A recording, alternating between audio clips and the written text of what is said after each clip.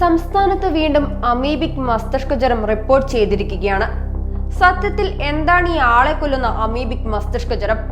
10,000-ൽ ഒരാൾക്ക് പിടിപെടുന്ന അത്യപൂർവമായ രോഗമാണ് അമീബിക് മസ്തിഷ്കജ്വരം. ഈ രോഗത്തെ പലർക്കും ഭയമാണ്. അതിനുള്ള കാരണങ്ങളുമുണ്ട്.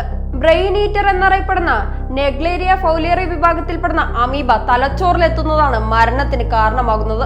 തടാകങ്ങൾ, പുഴകൾ, നീരുറവുകൾ, അരുവികൾ എന്നിവയിലൊക്കെ ഇവയുണ്ടാകും. വെള്ളത്തിന് ചൂട് കൂടുന്ന സമയങ്ങളിലാണ് ഇവ സജീവമാകുന്നത്. 46 ഡിഗ്രി സെൽഷ്യസിന് മുകളിൽ ചൂടുള്ളയിടങ്ങളിൽ ഇവ നന്നായി വളരും.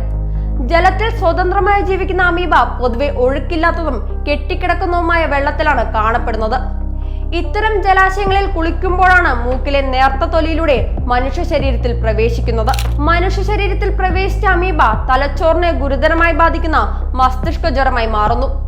എന്നാൽ ഇതൊരിക്കലും മനുഷ്യനിൽ നിന്നും മനുഷ്യനിലേക്ക് പകരില്ല. 1 മുതൽ 9 ദിവസങ്ങൾക്കുള്ളിലാണ് അമീബിക് മസ്തിഷ്ക ജ്വരം ബാധിച്ച ഒരാളിൽ രോഗലക്ഷണങ്ങൾ പ്രകടമാവുക.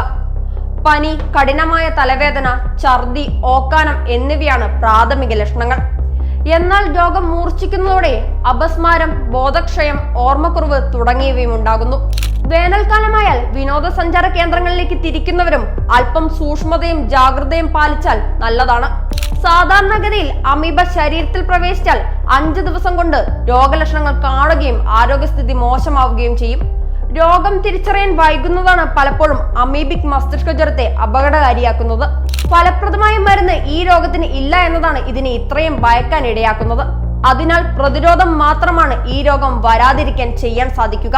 കെട്ടിക്കിടക്കുന്നതോ വൃത്തിയില്ലാത്തതോ ആയ വെള്ളത്തിൽ കുളിക്കാതിരിക്കുക. നീന്തൽ കുളങ്ങൾ ക്ലോറിനേറ്റ് ചെയ്യുക.